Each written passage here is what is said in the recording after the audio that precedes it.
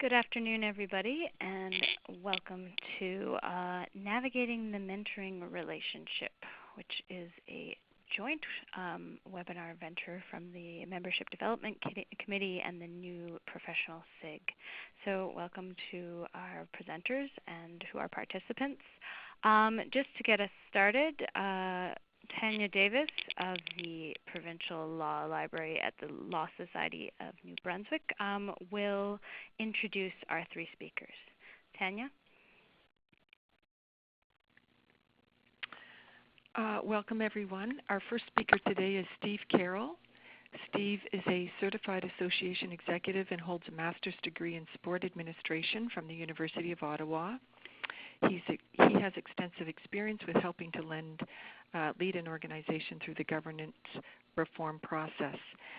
Today, Steve will be sharing an overview of features unique to association mentorship programs, including some clarity around what mentoring is and what a mentor is.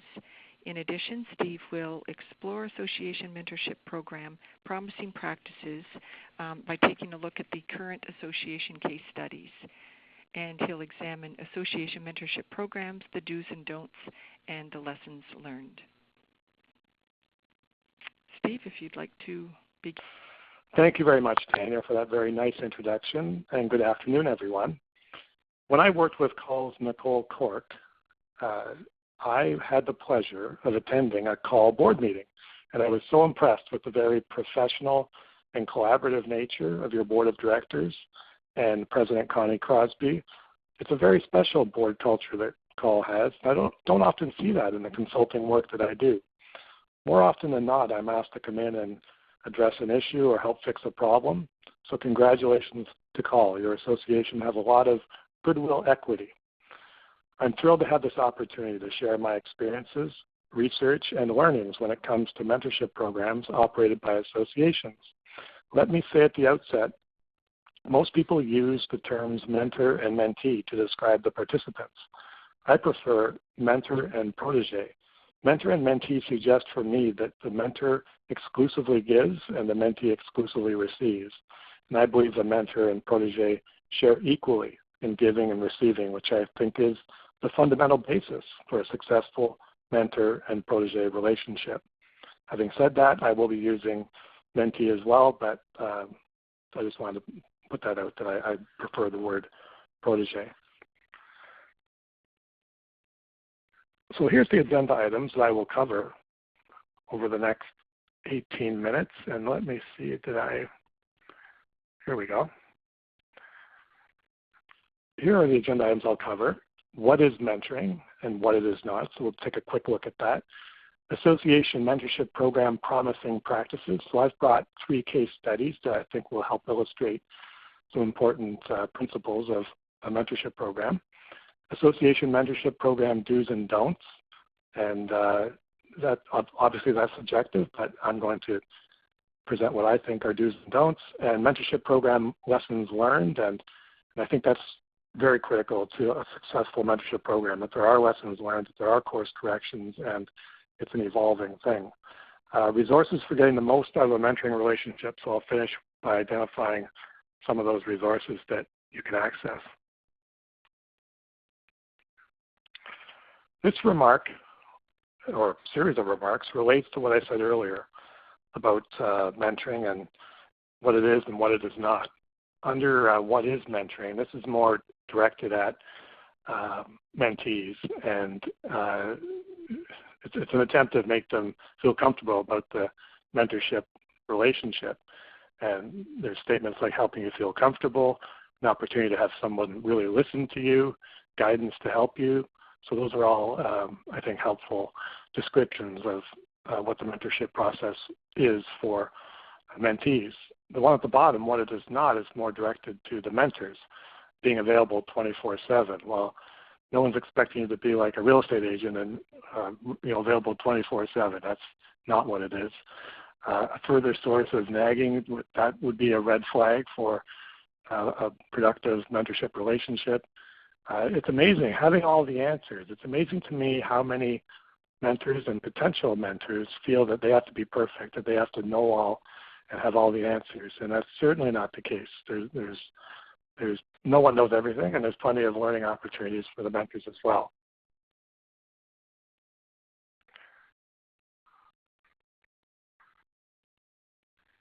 This is a remark that relates to what I said earlier about a 50-50 relationship between mentor and protege, with both parties benefiting in a variety of ways. This slide, I think, helps to expand and diversify our understanding of what mentoring is. I really like to comment about we broaden the definition of what a mentor is. It's not locked in. It's not so narrow that the traditional notion of an older person taking a young recruit under his or her wing. That's not what it is. That can be part of it, but when you look at mentors can be old or young in your industry or not, able to meet regularly or only occasionally. These are all, it broadens the scope of what mentorship can be. And here's just a quick summary of the benefits of mentoring, and there are so many more of them. These are just some of them.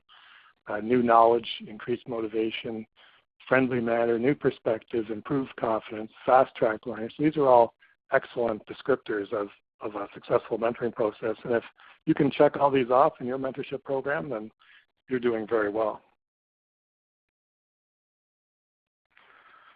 For our first case study, let's take a look at the mentorship program operated by the Financial Planners Association.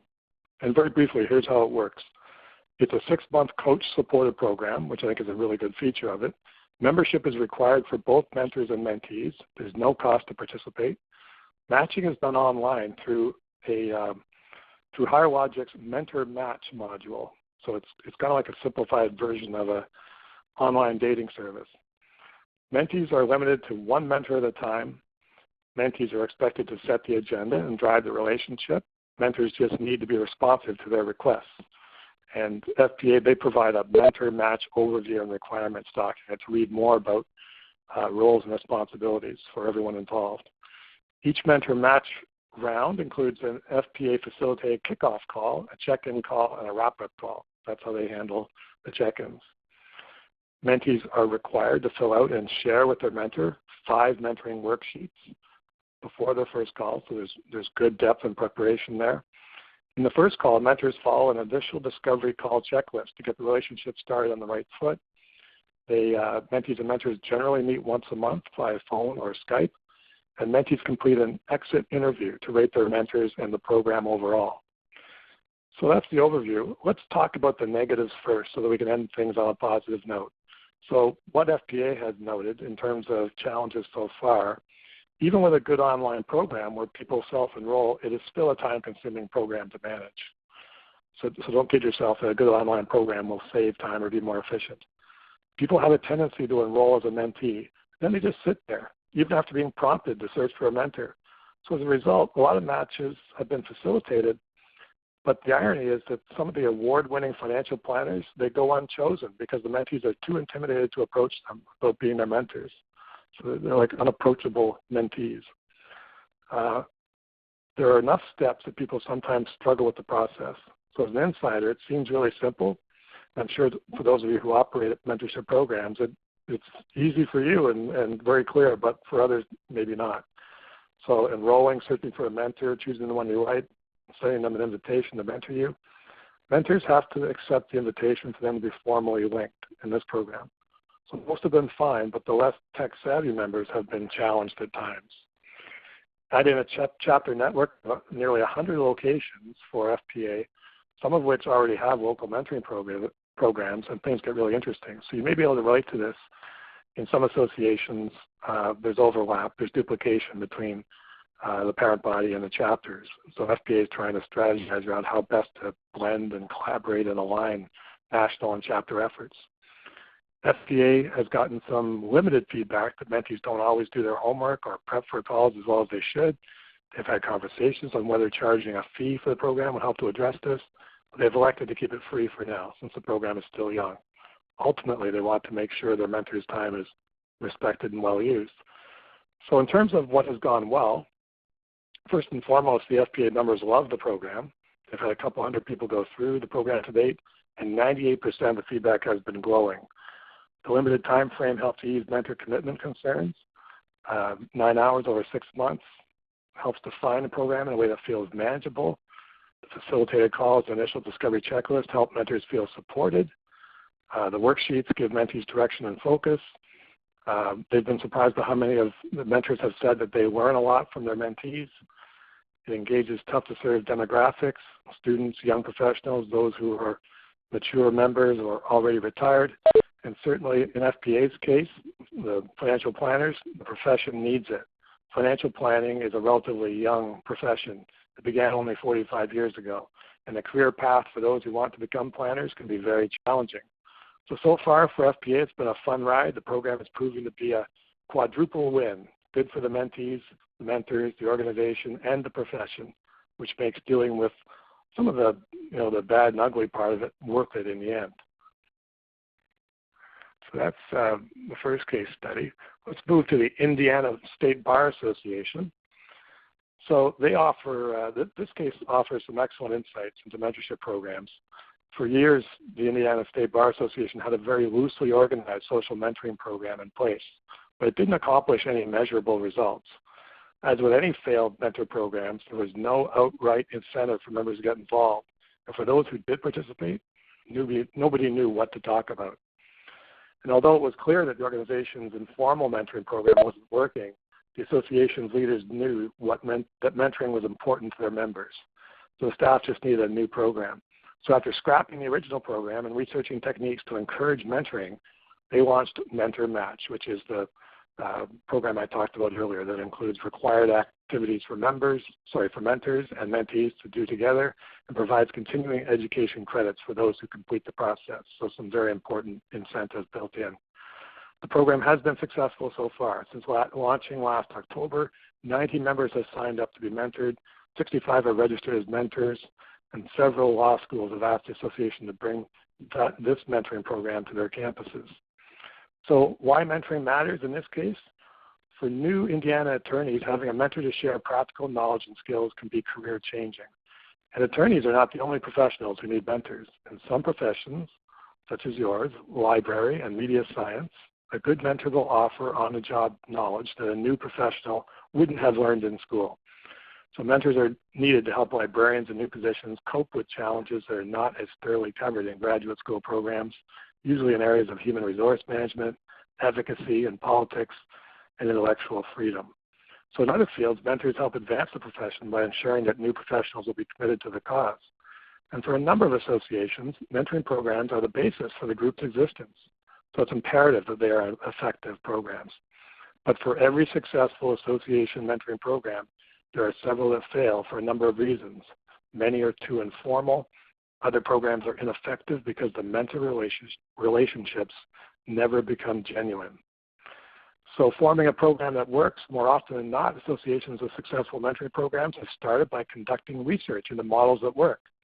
Before launching Mentor Match and ISBA, representatives attended a professional mentoring conference to learn more about the latest research and most successful models. So I would certainly recommend that.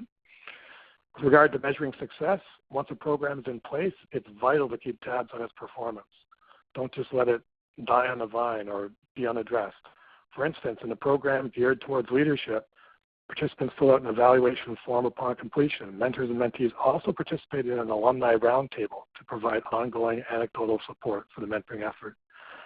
For other targeted mentor initiatives, the success of the effort is measured by the outcome. For example, mentors intended to recruit potential librarians to the profession can objectively discern if their mentee entered a formal graduate program.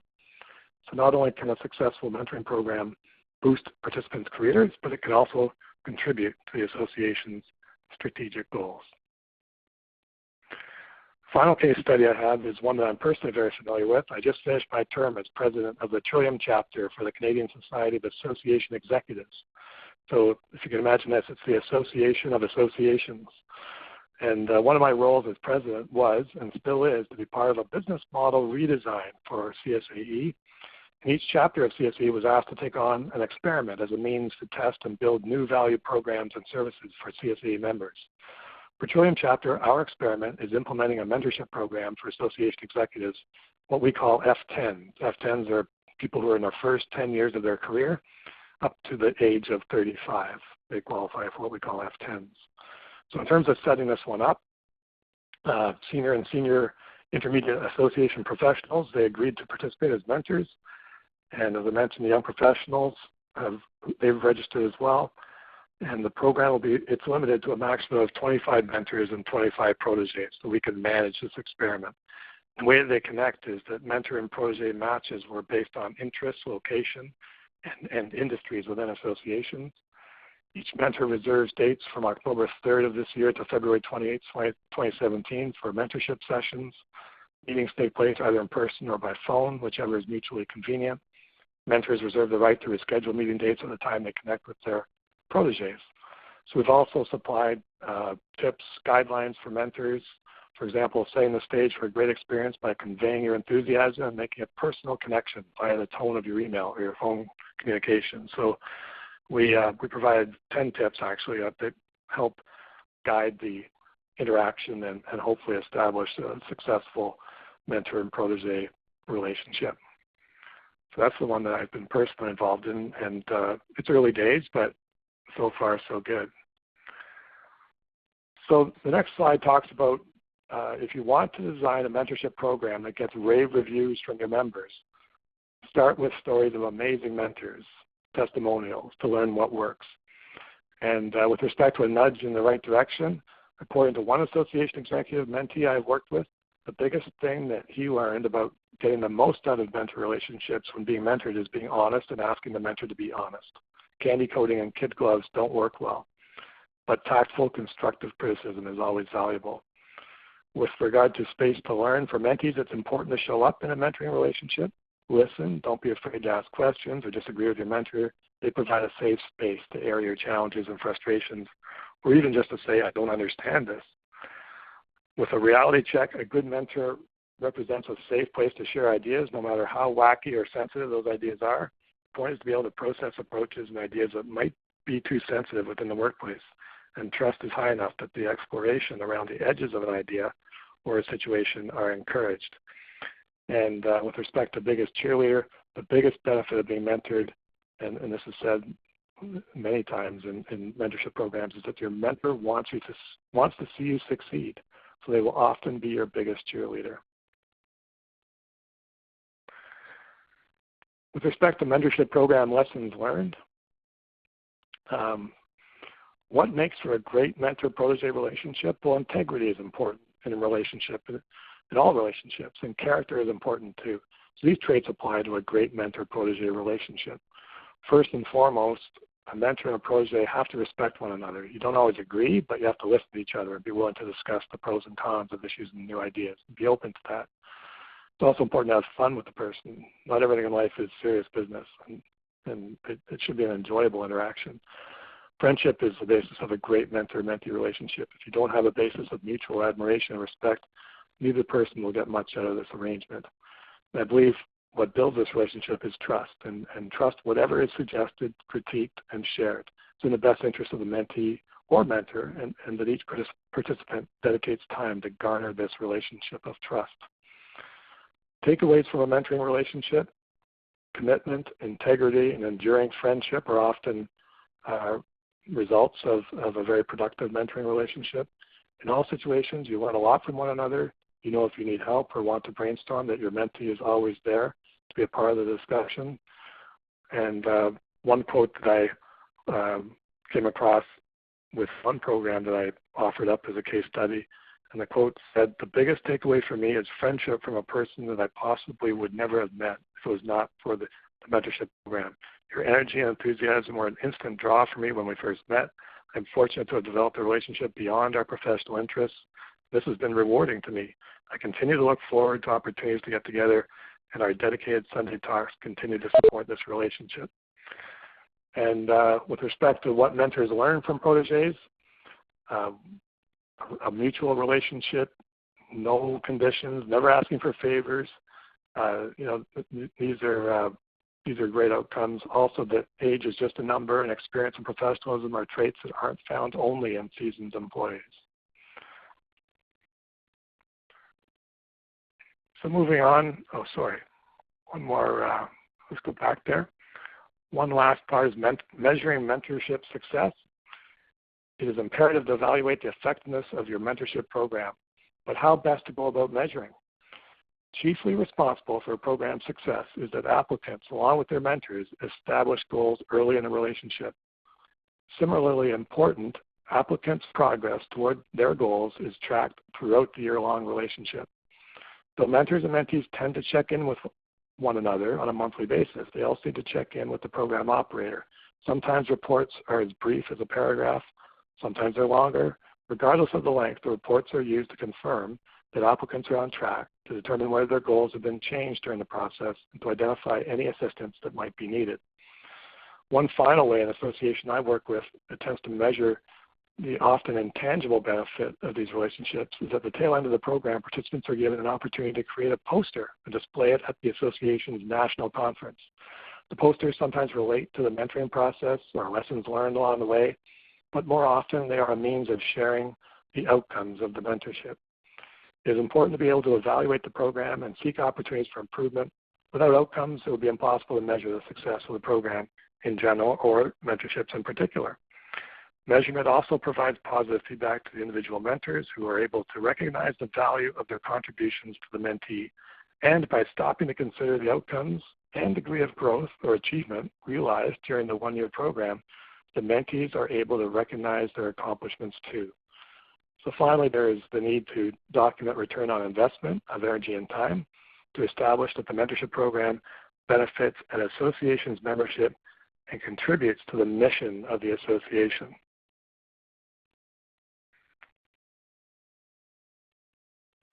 So these are some resources, as I mentioned earlier, for getting the most out of a mentoring relationship. So I've come across these articles and links that are very helpful. At the very bottom, Catherine Mossop she's widely regarded in Canada as an expert in the mentorship field, and she's spoken at many conferences that I've attended. She's outstanding. Her company is Sage Mentors, Inc., and there's the website. She has lots of tools and templates and resources that you can access at her website.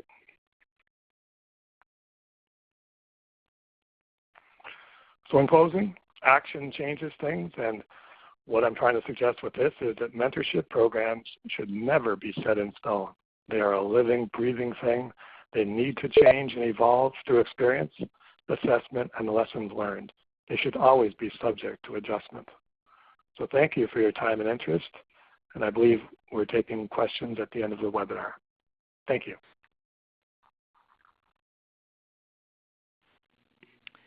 Thanks very much, Steve, for a really informative presentation. As Steve mentioned, you can post your questions that you might have in the chat box provided, and we'll be responding to them after the presentations. Our next speaker is Martha Murphy, and Martha is the library manager at the Ontario Workplace Tribunals Library.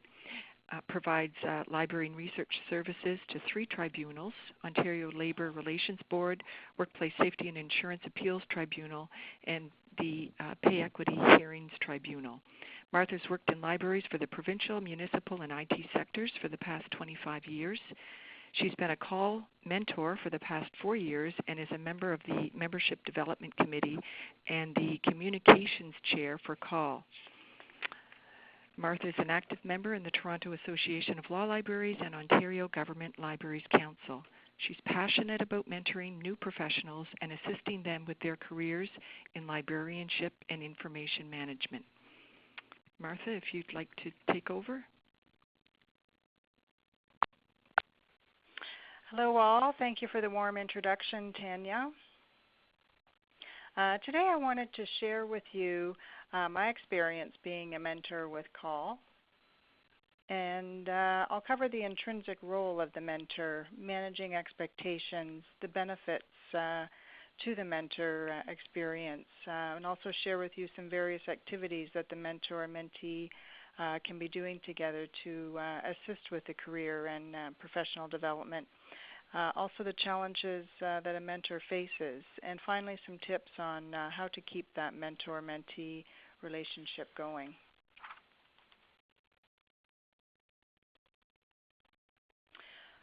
So looking at mentoring, I was looking at the definition to start off, and it involves quite a few adjectives there. Actually a process that's very informal with the transmission of knowledge, social capital, and psychological support perceived by the recipient as relevant to their work or career or their professional development. So it's that informal communication, and it's usually a face-to-face or email or telephone, and it's sustained over a set period of time that's decided on between the mentor and the mentee. That could either be a few months, 6 months, a year, or ongoing, depending on the personalities and the interest they have between them. And one is perceived to be more of greater knowledge and wisdom and experience, the mentor, and the person perceived to have less would be your mentee, the person who is like the protege, wanting that additional insight to help them move forward from where they are.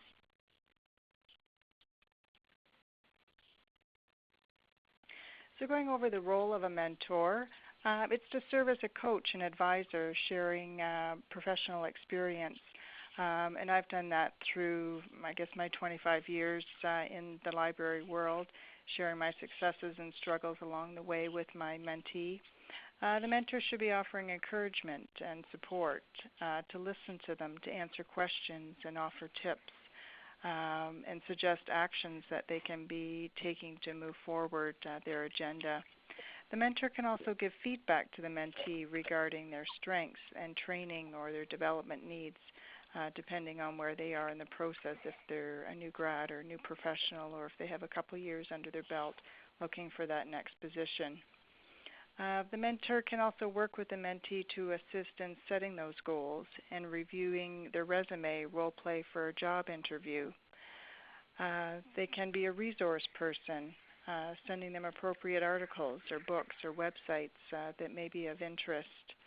They can certainly expand their mentee's network by introducing them to their own contacts through colleagues and connections within the CALL Association or other associations that may come up of general interest. The one thing about the mentor-mentee experience is managing expectations. And I've outlined a few here of what the mentor should be expected to put into the relationship and what they're not expected to. They definitely need to set limits on what they expect of their mentee and what is not expected. And I would suggest putting those boundaries, if you will, up front when you first meet of what is manageable. Certainly, a mentor should have reasonable expectations. Within CALL, the mentee is usually a new graduate or a new professional and starting out in their venture into their professional lives. So the mentor should have reasonable expectations of the level of where they're at. They should also be a resource for that person. If they don't know the answer, they can tap into other professionals who may be able to assist the mentee. They should also provide feedback, whether that be on a resume or job search or dealing with a new position, perhaps adjusting to the legal environment and the various innuendos that involves. The mentor should be expected to allocate time, commit to a certain number of hours a week or month that you'll spend with the mentee, whether that be telephone or meeting in person or emails, and certainly to help the mentee in developing their own learning or career path, making suggestions for them, creating a manageable work plan with them. I would say that the mentor is not expected to be the driver of the relationship, to be the one always reaching out. It should be a two-way street. And also the mentee should be contacting the mentor and set those boundaries too, because you may prefer email or prefer telephone, depending on where you're working. And sometimes there's geographic boundaries, so it's difficult to get together on a regular basis. And the mentor shouldn't be managing the mentee like a supervisor would. You have a different type of relationship, a more informal relationship there. And you're not expected to be an expert in every area. You know, pick one or two things that you can offer to your mentee And if it's an area outside that expertise, definitely tap into your network in assisting them. And I would say it's not expected that you develop a personal friendship with your mentee unless it's mutual. This is a professional working relationship, and depending on your personality types, you may leave it at that. If you find you have more things in common, then it can progress into a different kind of relationship should you choose, but that's not an expectation at the beginning. There's many benefits to the mentor of being in the mentor-mentee relationship. Certainly it feels good to give back and share knowledge and experience. It's a boost to your professional life. Meeting with young professionals and sharing your wisdom, if you will. The mentor can refine their own leadership and coaching skills, especially their problem solving and listening skills. The mentor can ask the mentee for feedback at various stages to see if they're helping them and being a resource. The mentor can also be enlightened on the challenges that face new professionals. Perhaps it will lead to assisting them with the onboarding of new staff in their own organization, with their own hiring. You can see what some of the challenges that young professionals are facing.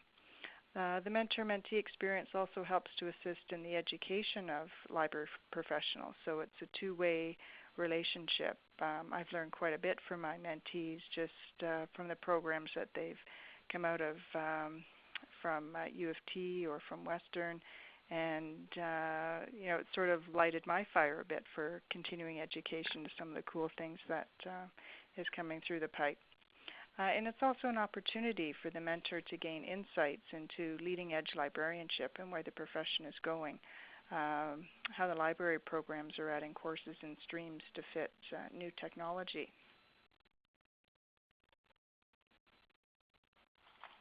So what can a mentor do? And I'm going to share with you what I did.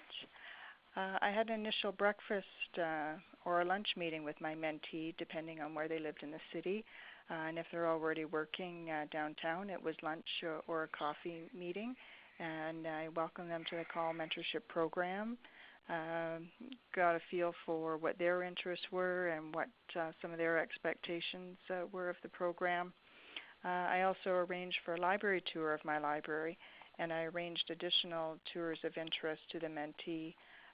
One was at a legal firm, one was a financial library, most recently just in the midst of arranging a medical hospital library.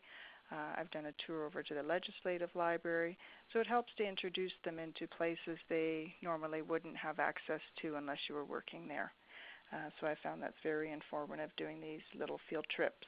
I also regularly send emails to keep in touch with relevant articles highlighting the activities of CALL.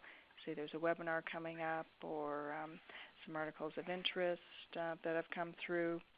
I create a bi-weekly alert in my Outlook so that I can contact my mentee and stay plugged in. So it reminds me of an activity to do, or I may just put something that I want to share with my mentee. Rather than bombarding them, I'll save it for those bi-weekly emails to do a shout out to them. In the past, I've reviewed mentee resumes. I've role-played interviews with them. I've sent them sample reference type questions. I've sent them job leads. Some of them have mentioned that they're applying at certain libraries, and I know the librarian there, so I'm able to provide a little more insight into the type of position that they're looking for, or what kind of library that is that they're applying to. I introduce them to professional organizations and attend events with them. And I always invite my CALL mentees to join the Membership Development Committee or another committee and just become involved in CALL, because I think that's the best way, and when you're starting out in your profession, to become involved in your association and get to know what legal librarianship and information management, knowledge management is all about. There's certainly challenges to the mentor in the mentor-mentee relationship. For us here at CALL, it's a year-round commitment. So you really need to pay attention and make an effort and schedule the various activities or communications, and that can be a challenge because if you're busy working on a project or your time away from the office or the mentee, you have to work around your own schedules. And also remember you are in this program and you should make the time for the mentee. You have to schedule it and keep on track. And mentees have to make an effort too. It's difficult if the mentor is the one reaching out the majority of time. So the challenge is to find that balance between reaching out to one another, and hopefully you have a happy medium there. And establish those expectations. It's not just about the resume or the job finding or connecting to a mentor network. Most of the time the mentee just wants to find a job or leave a position or move up. And it's up to the mentor to help kind of steering that into developing a much more broader professional relationship. Another challenge is just to be open to alternate formats such as emailing or phoning instead of just meeting in person. So those are more geographic and time-sensitive challenges there. You also have to really keep it going. Mentors should be responsible or should be more responsible in the relationship for keeping it going because you have more information to share. But again, I know it needs to be a two-way street, and the mentee should be checking in and making sure it's regular. And you may have to have that conversation of how much is too much, how much is too little. Most of our communications that I've had with my mentees were emails. We've phoned each other a few times, and we try and get together at least every other month for a lunch or a tour, do something together and spend time. Also, just sharing of resources and articles and websites related to legal librarianship or new information professionals is a great way to connect. I'm constantly reading professional sites, and I can share that with the mentee to give them blogs and websites to assist them in their career path. And you have to remember, if there's no question, there's no contacting.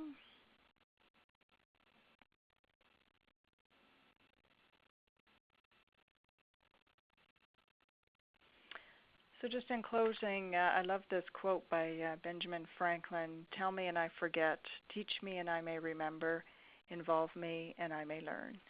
I thought that was a great one for the mentor-mentee relationship. So I thank you for your time, and I believe we're going to be holding questions till the very end. So if you have questions, you can be sending them out through the chat, and happy to answer, or and again at the end of the presentation. So over to you, Tanya. Thanks very much, Martha, for sharing your knowledge and your experience as mentor. A very insightful presentation again. Our final speaker is Megan Sue. Megan is the Community Development Specialist for the Legal Resource Centre of Alberta. She is responsible for developing and upholding community partnerships, performing user needs assessments, and acting as an internal resource to the Centre for Public Legal Education of Alberta staff. Drawing on her experiences as a newer law librarian and first-time call ACBD mentee, Megan will provide best practices for a successful professional mentorship from a mentee's point of view. This will be particularly useful to those still working towards their MLIS degrees, those who have recently graduated, and those who are newly employed in the field. Megan?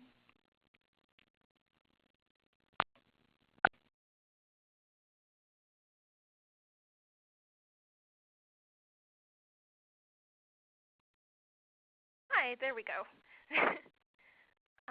So thank you, Tanya. As Tanya mentioned, I'm going to be talking to you about CALL's professional mentorship program from a mentee's point of view. So I'll tell you a little bit more about me. So I'm the Community Development Specialist at the Legal Resource Centre of Alberta. It operates under the name Centre for Public Legal Education Alberta, or CPLE for short. And CPLE is a nonprofit organization that creates plain language resources to help the general public understand law in Alberta. It's actually been just over 2 years since I graduated with my MLIS from the University of Western Ontario in London. and I'm fortunate to have spent most of that time in law librarianship, and it was primarily as the solo librarian of a mid-sized law firm in Edmonton. I've since hopped from the private sector into the nonprofit world, where I continue to utilize my knowledge and experience as a law librarian, but in a less traditional role. Outside of work, I'm the chair of the Edmonton Law Libraries Association, outgoing membership chair of the SLA Western Canada chapter, and past president of a nonprofit in Edmonton called the Youth Restorative Action Project. In addition to CAUL, I have general memberships in other associations including LAA, JELA, and CLLG. So now that you know a bit more about me, here's an overview of what I'll be covering today. I'll begin by talking about the benefits of having a mentor. Next, I'll offer my suggestions to make the most out of your professional mentorship by being an effective mentee. And lastly, I'll help you get started with a template for the first interaction with your mentor. So I think that before we discuss the benefits of having a mentor, we should first define what exactly that means. I know that our other speakers today have mentioned definitions for mentor, but luckily there's a little bit of variation. So I found a great article by Catherine McLaughlin called Mentoring, What is it, How do we do it, and how do we get more of it? In it, McLaughlin defines a mentor as someone who guides and advises people who are pursuing a wide range of goals. Within that, she recognizes two types of mentors: formal and informal. Formal mentors are those who are assigned to you, much like the type of mentor you'd get in a CAUL mentorship program. While informal mentors come from networking relationships that occur more naturally but exist to offer additional support and guidance. There are benefits to having both formal and informal mentors at the same time.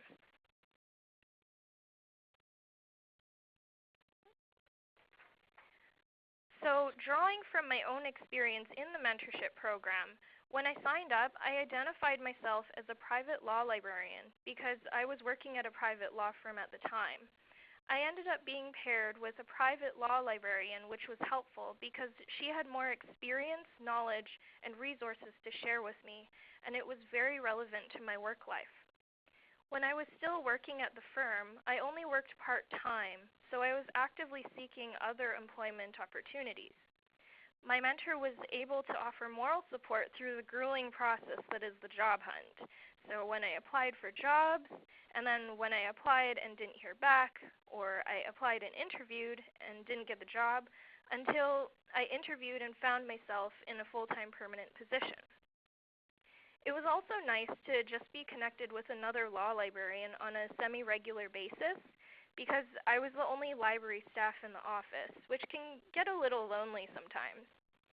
Additionally, I'm able to make use of the informal mentors I've gained by attending networking events, the CAUL annual conference, webinars, and so forth. It's good to have a wide and growing professional network so that as your circumstances change, you're still connected with professionals who can continue to offer you relevant guidance and advice. Having a mentor while you're still in school or newly employed can be helpful, especially when you're new to a profession and you need someone to bounce questions or ideas off of. Your mentor may be able to offer some insight into tough situations they were faced with in the workplace or even while they were seeking employment themselves. Given the precarious state of the job market, it's also nice to have someone with a professional background to take a look at your resume and cover letter. Someone who's more established in the field will have a better sense of what's out there and what an employer is looking for.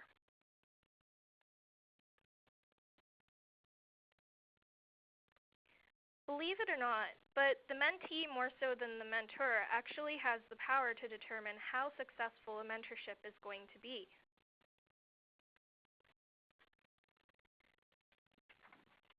So here are my 3 keys to being an effective mentee, and therefore keys to a successful professional mentorship. 1, set goals. 2, take the initiative. 3, be receptive and accountable. I'm going to explain each of these a little more in depth. 1, set goals. Try and set the tone of your mentorship with a specific purpose, but at the same time, don't be too rigid about it. Be open to the possibility of your goals shifting or changing depending on how things go during the course of your mentorship and your career. At one point in library school, I was told that the first 5 years in the LAS field are when things change the most. It's when you're looking at different opportunities to gain the experience you need for a more stable and long-term position. So, every now and then, it's a good idea to step back and reevaluate your goals to see if they're still relevant or need some adjustments. When setting out the goals for your mentorship, some questions you may want to consider are, why did you sign up for the mentorship program? What do you want to get out of your mentorship? Are you searching for job opportunities? Are you trying to get a feel for the profession? Are you just starting a new job in the field? And are there any upcoming deadlines that you can start with? Think about these things, and they can help you figure out even where you might want to be in your career and where you want your career to take you. 2, take the initiative. After you've set your goals, you need to let your mentor know about them. Unfortunately, as amazing as they might be, they won't be able to read your mind. So, reach out to your mentor with specific questions and a purpose to tell them what you're hoping to get out of the mentorship. This will be beneficial to both parties. You'll be establishing the direction you want your mentorship to go in, and your mentor will be able to figure out the best ways they can assist you. When you're first paired with your mentor, the organizers will try and prompt your first discussion by offering suggestions of ways to connect, but feel free to throw in your own ideas as well. For example, if you're in relatively close physical proximity, like you're in the same city, you can try arranging a job shadow or a tour of your mentor's workplace, circumstances permitting. Even if you're further apart like my mentor and I, you can still communicate through email, phone, or even video calls. It's really up to you. And it's important to be proactive in your mentorship, but also remember to be professional. You want to give off a good impression of yourself as a professional so that your mentor can present you that way to their colleagues and other connections. The law library world is surprisingly small. 3, be receptive and accountable. It's important to be open to constructive criticism and feedback. Remember that you don't necessarily have to agree with everything that your mentor tells you, but at the same time, it can be helpful to have another opinion to consider when you're contemplating something. And you can only expect to get back as much as you give your mentor. If you aren't responsive to your mentor's attempts to engage with you, your mentor can only do so much. Mentorship, like any relationship, is a two-way street, so make sure you continue conversations with your mentor. If the conversation stops, start a new topic, come up with a new set of questions. It's up to you to make it work.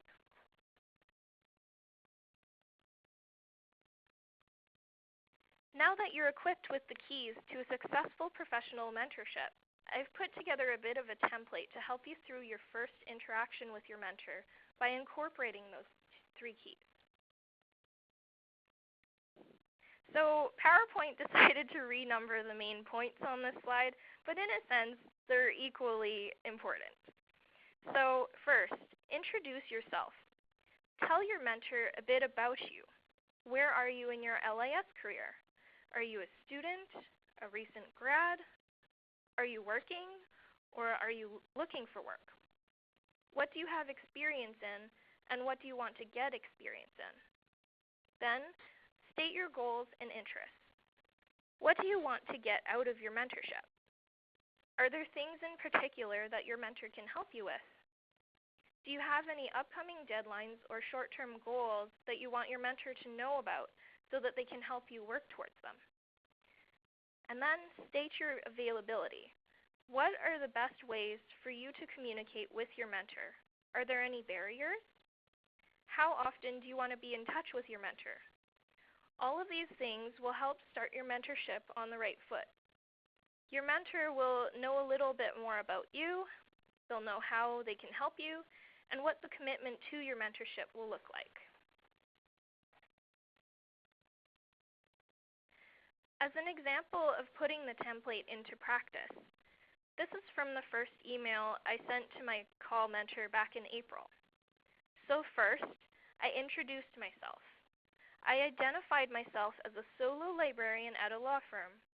I was employed, but I also graduated relatively recently. I also had over a year of experience looking after the library and research services at my firm. Then, I stated my goals and interests. I mentioned a long-term goal of considering law school down the road. I also wanted to know about how other private law firm libraries worked, ideas for addressing issues that law librarians are commonly faced with, and any go-to resources.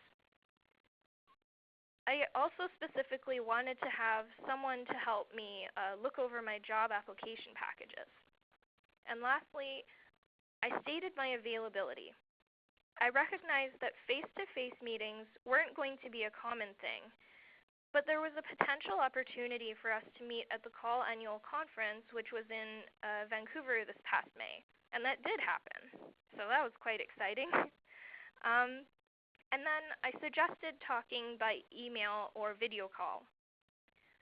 So hopefully this gives you a bit of an idea about how to have a successful professional mentorship, at least from my point of view.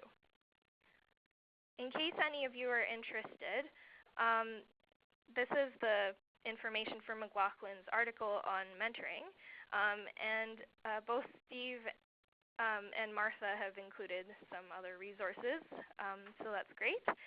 And the slides will be made available to you after the webinar. I know that we're going to head into a Q&A for the remainder of the webinar, but if you come up with any questions after the webinar, please feel free to connect with me by email, Twitter, or LinkedIn, and I'll answer your questions as best as I can, but I also have some strong figures in my professional network that I can further connect you with if it concerns something beyond the scope of my knowledge and experience. That's all I have for you, so thank you for listening. Thank you very much, Megan, for the great presentation. Really valuable as well. And are there any questions at this time any of the attendees have for the presenters?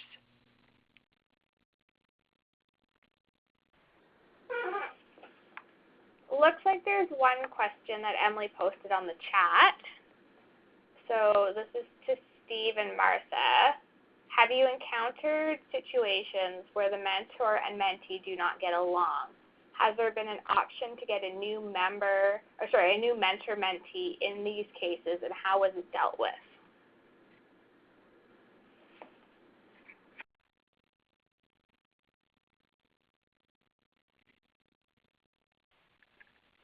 Hi, it's Martha here. Thank you for the question, Emily. I guess I've been lucky in that I haven't had a situation where I haven't gotten along with my mentee. I guess the closest would be just coming from different areas of interest. So this particular individual really didn't want to pursue a career in law libraries. She wanted to get more into the academic stream, but joined CALL as part of the university package new students. So I just worked with my academic network that I had, which was slim, but was able to assist her as best I can. I kind of feel you need to set common areas where you can help each other, and I was just frank up front that I had certain limitations within the area of librarianship that she wanted to go. And you, Steve, do you have any comments?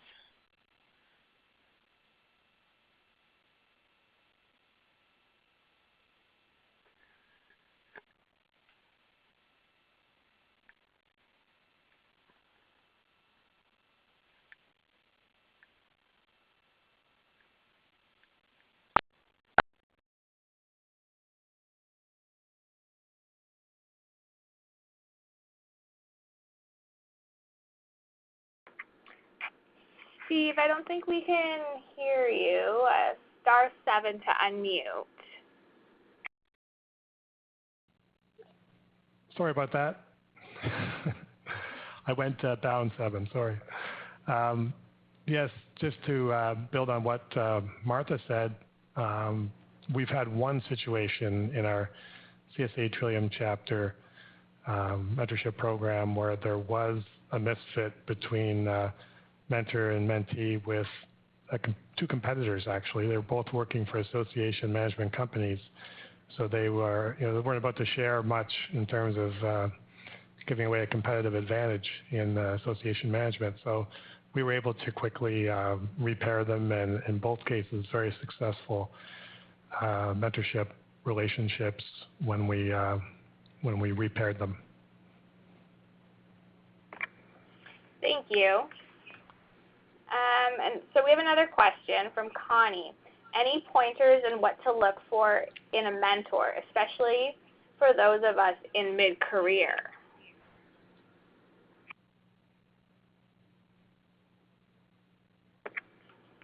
Anybody can answer this, or if anybody has any pointers.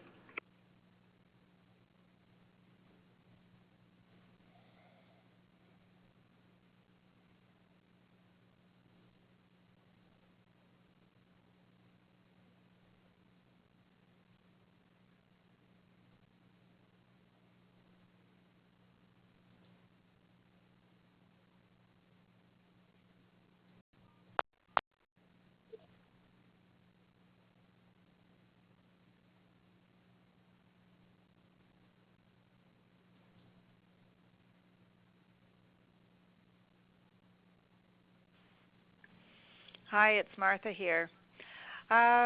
Just responding to Connie's question, I would look for a mentor in a position where you want to head towards your career. So if you're looking for a director position or managing a certain type of department, look for a mentor who's already doing that to help you kind of catapult yourself closer to your goal, and also to be real about it and what the expectations of such a type of position or type of organization and what that would look like, and that may help you in realigning your goals. Maybe you need further education or further training, and it helps it become more real for you. Does that help answer the question?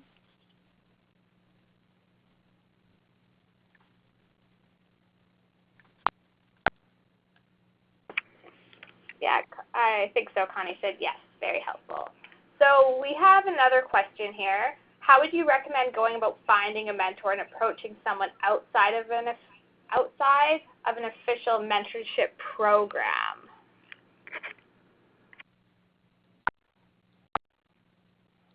I can address that one. It's Steve. Certainly, I found from personal experience that there have been people along the way in my career who I've approached very informally, but people who were regarded as experts, subject matter experts in my field of association management, and people who had spoken at conferences and were well regarded in the profession, and I'd arrange a lunch or get together for a drink and just form a relationship and expand my network and get on their radar screen. And I've found that served me well throughout my career, that showing interest, making an effort to connect with people that are regarded as very successful in your field, you'll find that those who are in that position will be very giving of their time and wanting to help those who are going down the same career path. That you'll find that they're very giving of their time and knowledge, and especially when they're asked in a very professional way. So yeah, mentorship doesn't have to happen in a programmed or formal way. It can happen, just by reaching out to those that are already established experts in your field. Thanks, Steve. I guess maybe to add to that, it's more of a question. same as Megan, I'm a relatively new law librarian. I've been a law librarian as solo for about 2.5 years. This is Alex. And I wouldn't say that right now I have any formal mentorships. And I was just wondering how many people currently right now do have formal mentee-mentor relationships. I guess I just have some more informal ones based on my volunteering in the community. And is this something, are formal ones, do people have on the go all the time?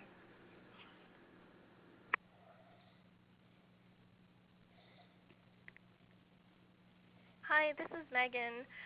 I found that when I was still in the program, I was generally picking up more informal mentors just because there was a mentoring program through CLA, and we had a student branch of that where they connected us with professionals in the greater CLA at the time. And so actually CALL is probably only the second formal mentorship program that I've been a part of. Most of the time I pick up informal mentors by going to different networking events and socials and conferences, and then also in my workplaces if I have any library professionals senior to me, then they kind of end up being mentors as well. So my feeling is that informal mentors are more common, but there are benefits to having both of them, I think. Thanks, Megan.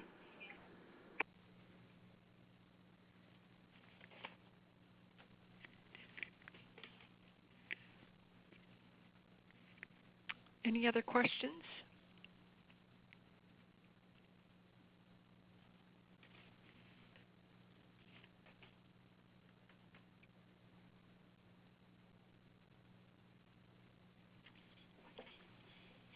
I just would like to thank, on behalf of the webinar committee, our three speakers for a fantastic job and informing us about the different sides of the mentorship program. It was really interesting. Just a reminder to the participants that this session was recorded and will be made available to you in the future. And thank you to the SIGs for putting this together. And just to mention that our next webinar is on November 17th on uncovering the UN documentation system. So thank you once again to everybody. Thank you. Thanks all. Thank you. Thank you. Thank you.